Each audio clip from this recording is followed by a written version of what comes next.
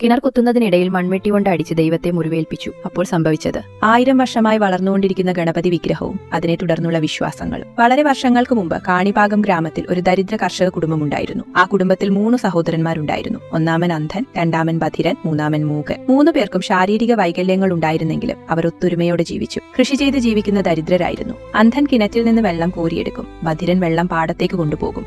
മൂകൻ പാടത്ത് വെള്ളമൊഴിക്കും. ഇങ്ങനെ മൂവരും കൂട്ടായി പ്രവർത്തിച്ച് ജീവിതം മുന്നോട്ട് കൊണ്ടുപോയി. ഒരു വർഷം കഠിനമായ വരൾച്ച വന്നു. മഴ പെയ്തില്ല. നദികൾ വറ്റി. കിണറുകളിൽ വെള്ളം കുറഞ്ഞു. വിളകൾ ഉണങ്ങി. 3 സഹോദരന്മാരുടെ കിണറിലും വെള്ളം വളരെ കുറഞ്ഞു. ഇനി എന്ത് ചെയ്യും? വെള്ളമില്ലെങ്കിൽ കൃഷി നശിക്കും. നമ്മൾ പട്ടിണിയാകും. 3 സഹോദരന്മാരും ചേർന്ന് കിണർ കൂടുതൽ ആഴത്തിൽ കുഴിക്കാൻ തീരുമാനിച്ചു. ദിവസങ്ങളോളം അവർ കഠിനാധ്വാനം ചെയ്തു. കുറച്ചു കഴിഞ്ഞപ്പോ അല്പം വെള്ളം കണ്ടെത്തി. ഇനിയും കുഴിക്കണം. കൂടുതൽ വെള്ളം വേണം. ഒരു ദിവസം അന്ധനായ സഹോദരൻ കിണറ്റിനുള്ളിൽ കുഴിച്ചുകൊണ്ടിരുന്നു. പെട്ടെന്ന് അവന്റെ മൺവെട്ടി എന്തിലോ തട്ടി. അവൻ വീണ്ടും മൺവെട്ടി കൊണ്ട് അടിച്ചു. പെട്ടെന്ന് ആ സ്ഥലത്ത് നിന്ന് ചുവന്ന നിറത്തിലുള്ള ദ്രാവകം പൊങ്ങി വന്നു. അവനത് രക്തത്തിന്റെ മണം പോലെ തോന്നി. അന്ധനായ സഹോദരൻ കിണറ്റിൽ നിന്ന് പുറത്തു വന്ന് മറ്റ് സഹോദരന്മാരോട് വിവരം പറഞ്ഞു. 3 സഹോദരന്മാരും ചേർന്ന് കിണറ്റിനുള്ളിലേക്ക് നോക്കി. അവിടെ അവർ കണ്ടത് ഒരു ഗണപതി വിഗ്രഹം. മണ്ണിൽ നിന്ന് സ്വയം ഉയർന്നു വരുന്ന ഗണപതി. വിഗ്രഹത്തിലെ ദിവ്യപ്രകാശം തട്ടിയ നിമിഷം അന്ധന് കാഴ്ച ലഭിച്ചു.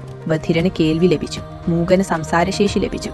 ഗണപതി ഭഗവാനെ, ഞങ്ങൾ ധന്യരായി. 3 സഹോദരന്മാരും കണ്ണീരോടെ ഗണപതിയെ നമസ്കരിച്ചു. ഈ അത്ഭുത വാർത്ത ഗ്രാമം മുഴുവൻ പരന്നു. ജനങ്ങൾ ഓടിയെത്തി. എല്ലാവരും ഗണപതിയെ വണങ്ങി. അയൽ ഗ്രാമങ്ങളിലും വാർത്തയെത്തി. രാജാക്കന്മാർ പോലും ദർശനത്തിന് വന്നു. ചോള രാജവംശം ഈ ദിവ്യ സ്ഥലത്ത് ക്ഷേത്രം നിർമ്മിച്ചു. വിഗ്രഹം ജലത്തിനുള്ളിൽ തന്നെ സംരക്ഷിച്ചു. ദിവ്യ പൂജകൾ ആരംഭിച്ചു. പിന്നീട് വിജയനഗര രാജാക്കന്മാർ ശ്രീകൃഷ്ണദേവരായർ ഉൾപ്പെടെ ക്ഷേത്രം വിപുലീകരിച്ചു. അങ്ങനെ കാണിപാകം ക്ഷേത്രം ദക്ഷിണ ഭാരതത്തിലെ ഏറ്റവും പ്രസിദ്ധമായ ഗണപതി ക്ഷേത്രങ്ങളിൽ ഒന്നായി. ആന്ധ്രാപ്രദേശിലെ ചിത്തൂർ ജില്ലയിലാണ് ഈ ക്ഷേത്രം സ്ഥിതി ചെയ്യുന്നത്. ഏറ്റവും വലിയ അത്ഭുതം എന്തെന്നാൽ ഈ വിഗ്രഹം ഇന്നും വളർന്നുകൊണ്ടിരിക്കുന്നു എന്നതാണ്. പഴയ ക്ഷേത്ര രേഖകളിൽ വിഗ്രഹത്തിന്റെ അളവുകൾ രേഖപ്പെടുത്തിയിട്ടുണ്ട്. പുതിയ അളവുകൾ പഴയതിനേക്കാൾ കൂടുതലാണ്. ശാസ്ത്രജ്ഞർക്ക് വിശദീകരിക്കാൻ കഴിയാത്ത അത്ഭുതം. ഭക്തർ വിശ്വസിക്കുന്നു ഗണപതി ഭഗവാൻ ഇന്നും ജീവനുള്ള രൂപത്തിൽ അവിടെ വസിക്കുന്നു എന്ന്.